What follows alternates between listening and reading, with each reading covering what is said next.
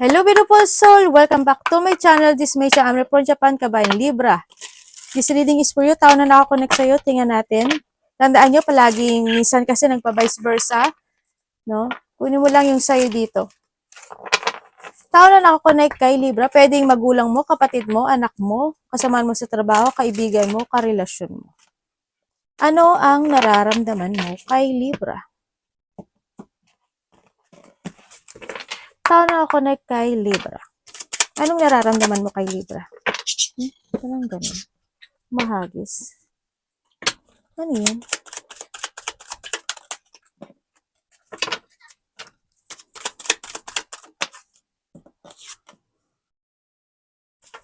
Ano yung sabihin?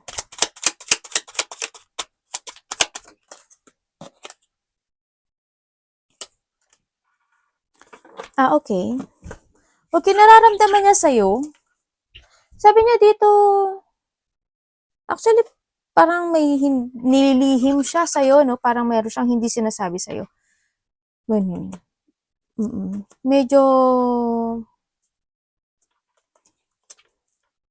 nagiging tahimik siya or andun yung pagiging sikreto niya, no? Sa nakita ko dito. Meron din siyang hindi nasasabi na hindi maganda sa'yo.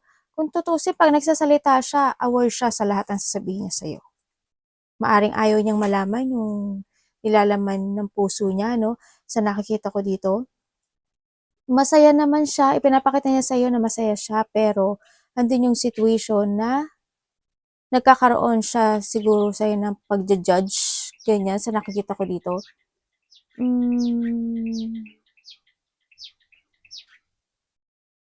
Ang nakita ko sa kanya, hindi maganda. It's more on pagsisinungaling. No? Hindi niya sinasabi, marami siyang hindi sinasabi sa'yo when it comes sa kanya. Kaya ibig sabihin, lahat ng sinasabi niya sa'yo is may halong kasinungalingan.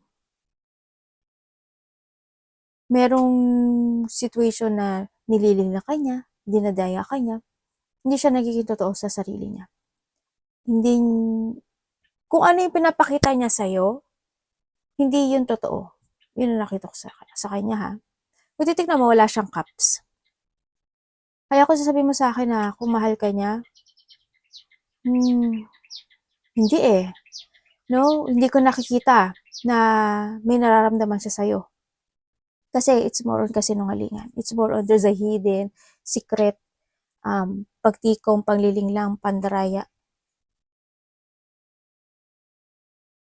Minsan nga siguro kung titingnan ko siya, maaring may nasasabi siya sa ibang tao na against sa'yo. Yun ang nakikita ko sa kanya. Kumbaga may paggawa ng hindi katotohanan.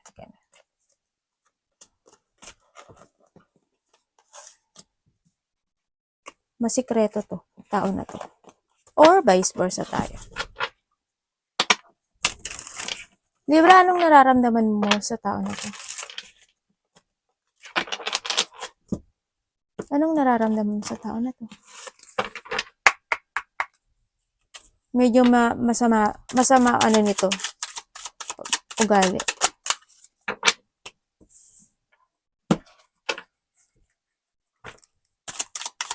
Kung kayo is magkahiwalay nitong tao na to, ganun din, same lang. Kumbaga, ginudge ka niya, nagkikwento siya sa iba na hindi totoo, against sa'yo, ganyan. Andun yung pinag-iisipan kayo ng hindi maganda, ng masama, masungit to, sinungaling, super sinungaling. Iyon. Kung single ka, siguro wag muna, no? Sinasabi dito. Kung single ka naman, syempre, you need to be aware and more trust sa intuition mo. Dito, listen to your inner voice. Kung ano sasabihin niya at kung may nakilala ka man na bagong tao sa buhay mo, makinig ka sa sinasabi ng utak mo, ng isip mo. Kasi yun yung guide mo, no? Sa nakita ko dito.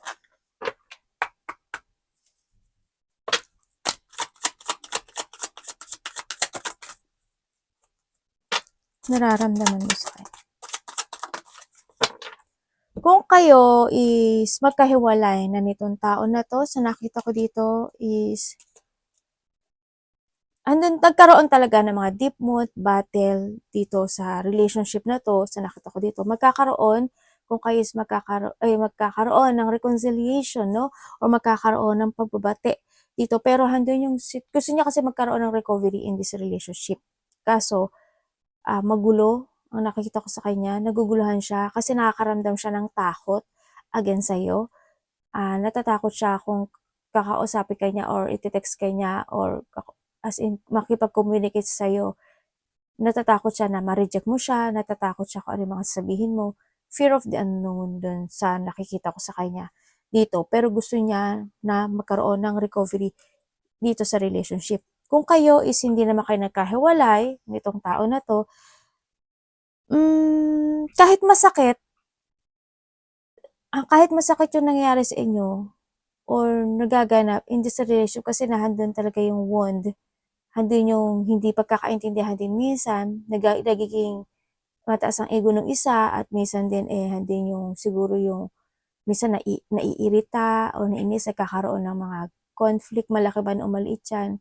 Lack of cooperation talaga yung relationship. Pikit bulag ka na lang, ano, sa nakita ko. Nagkakaroon pa rin naman ng recovery or nagkakaroon naman ng pagkakasundong muli. Kahit na minsan, hindi kayo nagkakasundo itong tao na to, no? Parang ina-accept mo na lang din siguro dahil sa pikit bulag ka, ina-accept mo kung sino na lang siya, kung ano siya sa nakikita ko dito. Yan. Pero handun yung sitwasyon na ang daming tumatakbo sa utak mo o sa sarili mo, sa self mo, ang daming katanungan na tumatakbo na about sa kanya, na-feeling stuck ka. Handun yung mga dissatisfaction happen in dito sa relationship na to, no? Sa nakita ko sa'yo. Tingnan natin ang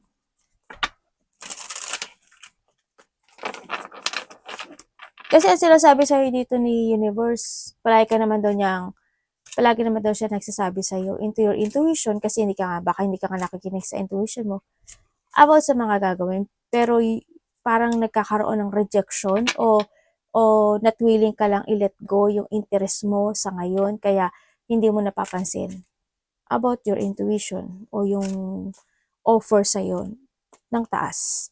Tingnan natin, anong intention mo sa mga single, siguro sa ngayon, you need to release yourself muna sa mga pain sa nakita ko dito. Pero may offering naman ako na nakikita na parating sa'yo, pero you need to use your mind and intellect kung talagang ano yung tao na yon. You need to see the fact, no, bago ka mag-oo dun sa parating na tao na yun. Pero may parating. Gamitin mo yung ano mo. Ano ang intention mo kay Libra? Tao na connect kay Libra. Anong intention mo kay Libra?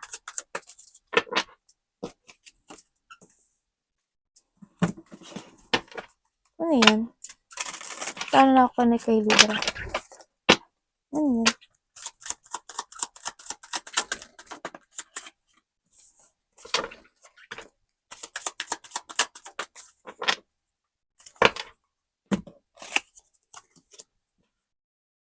Okay, tao na nakakonect kay Libra. Kung kayo is magkahiwalay nito, intention niya sa'yo, hindi pa siya nakaka-move on sa nakikita ko dito. Na-revisit niya pa rin o nagkaroon ng mga unfinished business dito sa nakikita ko dito, no? Ganun pa rin, gusto niya bumalik sa'yo. May pagka-hot temper tong tao na to, no? May pagkababaero, lalakero. Andun yung situation na nagkakaroon siya ng panghihinayang dito sa relationship, no? Sa nakikita ko dito, nanghihinayang siya, hindi pa siya nakaka-move on, out of control siya ngayon, nagkakaroon siya ng delay or cancel para bumalik kasi hindi yung regret niya, handun din yung takot sa nakikita ko dito. Hindi ka niya pa ma-let go this time sa nakikita ko dito, pero gusto niyang bumalik sa'yo. As in, gusto niya uling mabuo itong relationship na to kasi sa panghihinayang. Pero iba yung energy niya, no? Medyo, kung titignan mo, wala na naman siyang cups, diba? Iba yung thinking niya sa'yo Pero, nasa sa'yo yun, trust your intuition, no? Kung kayo is magkasama nitong tao na to, marami siyang hindi sinasabi sa'yo. Or may mga sitwasyon na Maaaring ikaw ito or siya ha, na yun nga, yung parang okay lang, acceptance, mga gano'n sa nakita ko dito. Kahit na nagkakaroon ng sadness in this relationship, no, sa nakikita ko dito. May hindi ka nasasabi, may hindi siya nasasabi sa'yo. Yun ang nakikita ko dito. Parang hando ka sa sitwasyon na nakikipagsapalaran ka in this relationship para lang magkaroon o mabuo yung Ten of Cups mo. No? Kasi hando yung pagmamahal mo sa kanya or vice versa tayo. Kung kayo is a single person sa nakikita ko dito, ganun pa rin naman.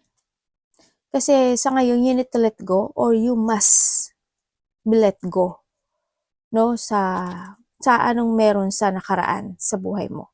No, wag ka namang hinayang kung ano may mga regret or disappointment na nangyari in the past. Ang gawin mo lang ngayon is wag mo nang gamitin muna yung puso mo or mas more mo nang gamitin ngayon yung utak mo para dumating talaga si Ten of Cups sa'yo sa nakita ko to. Sa ngayon, naka-block yung new person na talaga para sa'yo, no? Sa nakikita ko dito. Siguro hindi yung point na kailangan mo munang pag-aralan kung ano talaga yung gusto mo when it comes to a love. Kung gusto mo lang ba talaga ng kasama, ganyan. Kumbaga, ang sinasabi kasi dito, magkaroon ka muna ng recovery when it comes sa sarili mo. Mag-focus ka muna sa sarili mo. Yun ang nakikita ko dito. Pero nasa iyo, kung meron naman bago, wag ka lang hindi mag-trust sa intuition mo. Kumbaga, mag-focus ka sa family mo to recover, be happy, yan. Enjoy life. Kumbaga, enjoy mo muna yung pagiging freedom mo sa mga single yan. Tingnan natin ang action. Tao na ako na kay Libra. Ano ang action mo kay Libra?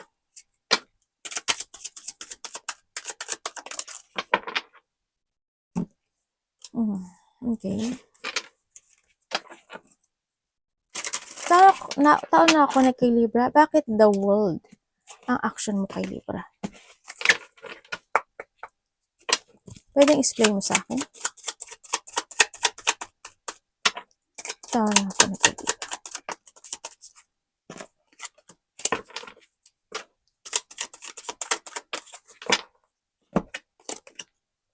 Uy, tama pair. Sa mga magkakahiwalay dyan. Okay. Sa iba may third party yan. Sa mga magkakahiwalay dyan, talagang there's an unfinished business, sa nakita ko dito. Handi naman yung pagkikare, handi naman yung pag-aalaga, handi naman yung pagkakaroon ng pa rin ng attraction niya sa'yo. Sa magkakahiwalay, babalik at babalik siya. No? Sa nakikita ko dito. Gusto niya pa rin magkaroon sa'yo ng recovery or want to be stable itong relationship na to sa nakita ko dito. Pero hindi ko lang maintindihan kung bakit ang nakikita ko sa kanya is they see you as a friend. Ang nakikita ko dito. Gusto niya ng peace, gusto niya ng pagkakasundong muli nitong relationship na to, no, sa mga magkakahiwalay at babalik siya. Gusto niya, tingnan mo, kung tingnan mo ha, teka lang, may upo. Pinupo mo yung card ni mami. Kung titingnan mo yan, friend lang ang tingin niya sa'yo Parang a person who can give love and support para sa kanya. Yung tao na makakatuang sa kanya when it comes to a needs. Yun ang nakikita ko sa kanya ha. Kung kayo is magka-relasyon o hindi naman kayo nagkahiwalay nitong tao na to, yes, there's a couple. Isa sa inyo is naging very supportive, no, in this relationship.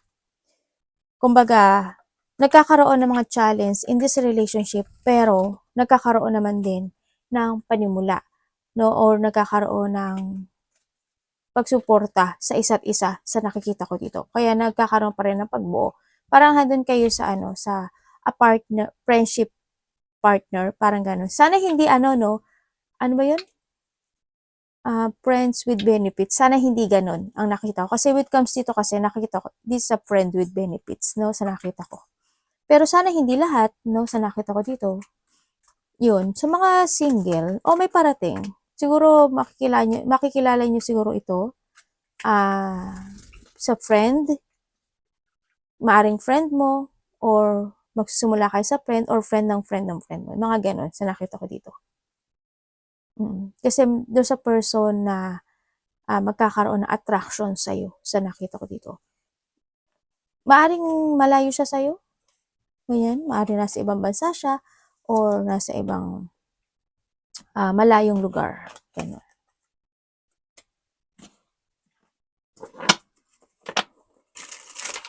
Tao na nakakonect. Tingnan natin ang blind spot ng connection ito. Universe, ano po ang blind spot ng connection ito? Maaaring ikaw ito or siya.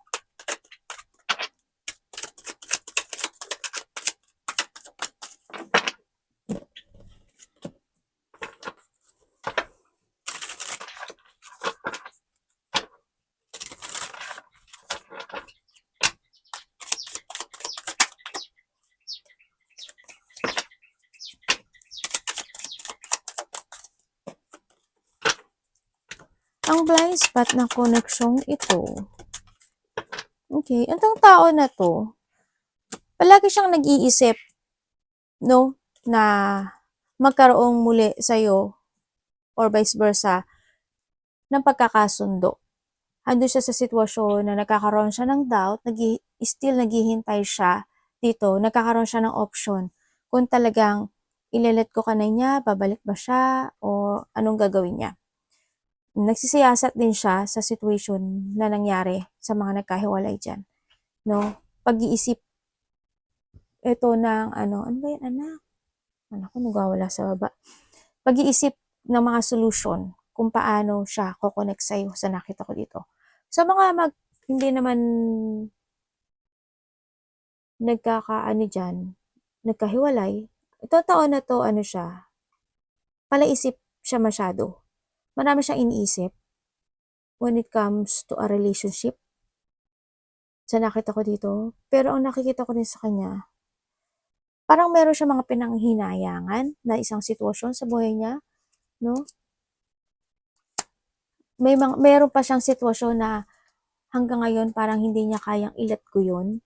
Yun ang nakikita ko sa kanya. Parang may sinisikreto siya sa'yo. Dito. Kasi nagdadalawang isip siya. Hindi ko lang alam kung itong taon na to is kasal or naisip niya lang yung in a past relationship na nagkaroon ng hindi magandang situation. Nagkakaroon kasi siya ng tupat. Yun ang nakikita ko sa kanya. Yun. Sa mga sa single,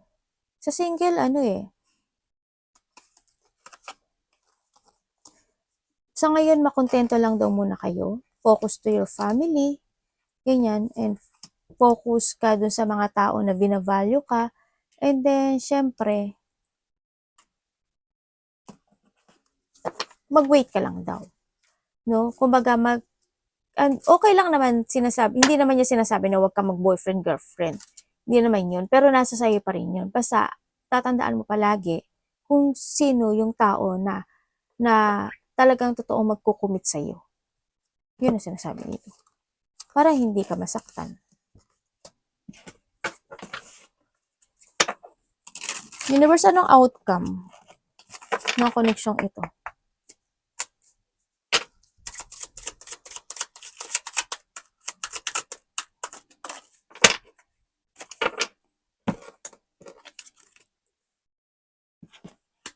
Ano po ito?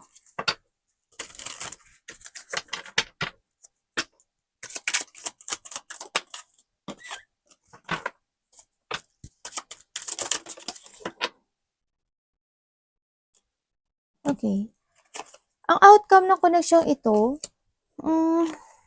hindi siya stable no? Sa nakikita ko dito no? Kasi, darating, ang isa sa inyo, darating yung time na pipili siya ng sarili niyang destiny.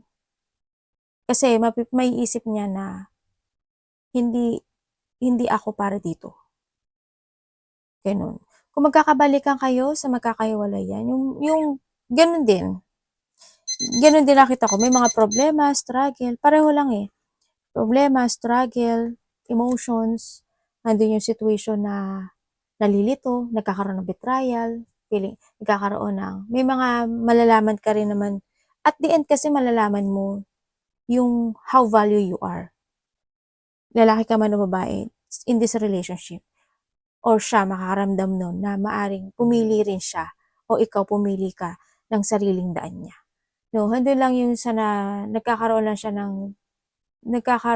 ng confusion or pagkalito kung magko-crossroad siya or hindi kasi natatakot din siya from the unknown. Paano if ever na mag-let go ako at sundin ko yung nararamdaman ko, ano mangyayari? Nandun siya sa sitwasyon na yon sa nakikita ko dito. Kaya pagdadalawang isip din. Maaaring hindi rin siya nagiging totoo, no? Isa sa inyo hindi nagiging totoo sa feelings niya. Universe, ano ang advice mo kay Libra? Advice po kay Libra, Universe.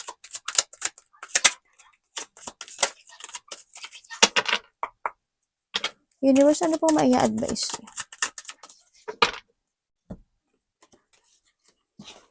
Lumabas talaga siya, oh. Nagpakita na yan, eh. Pinasok ko lang uli, eh. Tama naman siya.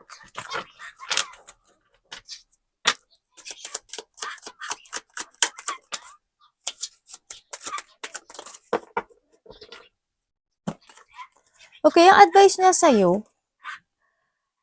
sa'yo, you need to focus more into yourself. Mag-focus ka sa mga plano mo. Magkaroon ka ng progressing, no? Sa mga gusto mong gawin this time. Mag-explore ka lang na mag-explore sa nakita ko dito and maging organized ka lang at huwag kang masyadong maguluhan sa mga gusto mong gawin sa buhay mo. As long as naninindigan ka, as long as nagkakaroon ka ng protection or as long as kaya mo depensahan yung sarili mo, okay lang yon. Mag-explore ka na mag-explore. The more na marami experience in life, the more na makukuha mo talaga yung iyong wish come true or fulfillment in life or yung satisfaction, ayun, no, sa nakikita ko dito. Kaya, try ka lang ng try, no? And syempre, advice din is kailangan dito is magkaroon ng mga teamwork, harmony, or peaceful, no? Lalo na sa iyo, sa sarili mo, sa mind mo, sa utak mo. No, wag kumbaga manindigan ka rin kung alam mong nasa tama ka. O alam mong wala ka namang mali, manindigan ka din. Protektahan mo rin yung sarili mo.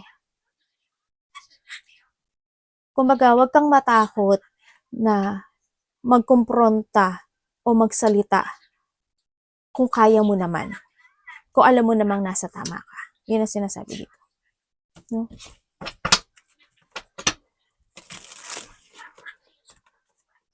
Kailangan mo mag-action.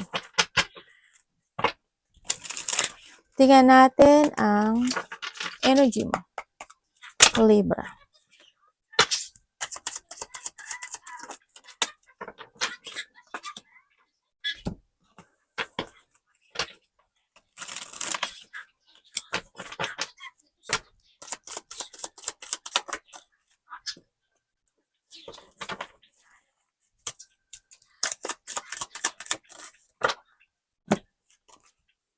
Okay.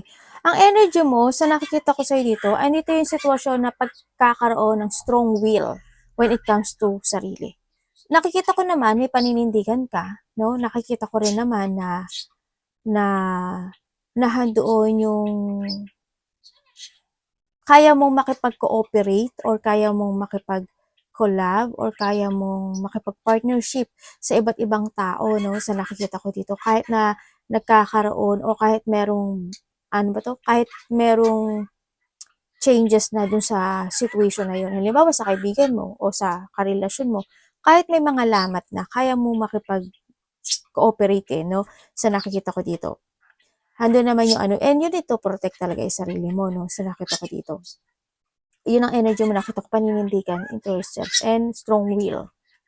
Andun naman yung meron ka namang, when it comes to insight, alam mo kung ano yung goal mo sa buhay. Diba? Kumbaga, okay kung ayaw mo sa akin, it's okay lang din, pero pakikisamahan kita. Nandun ka sa sitwasyon na gano'n. May mga ganong point ako nakita. Kumbaga, mas nagpo-focus ka sa mga goal mo than to a negativity.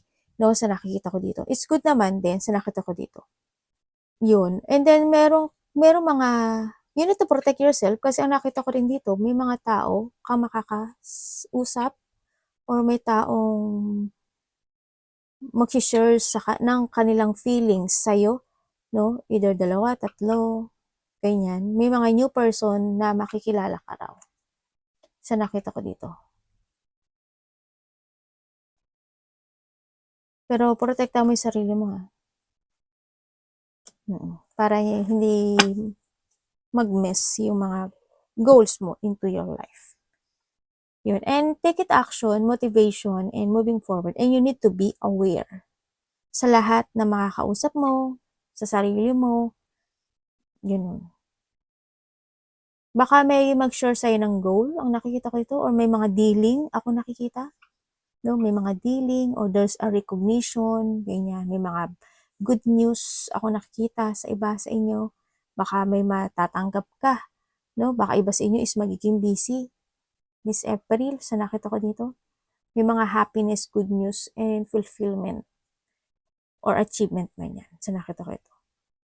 Collaboration also meron din. No? Iba community or a teamwork or magkakaroon ka ng mga bagong plano this time sa iba sa inyo. No? Baka busy kayo, baka magkaroon yung iba sa inyo ng mga bagong iisipin na idea, pagpaplano, sa mga gustong gawin nila. Meron ka ng bagay, uumpisahan na isang bagay na fufukusan mo at bibigyan mo ng effort. Parang yung iba dito, parang you growth and learn from something. Ako nakikita dito, either to a collaboration, either to a dealing with someone, or mga makakausap. Yan sa nakita ko to. O may mga aralin ka siguro, ganyan. Yun. Arigatou namaste, God bless.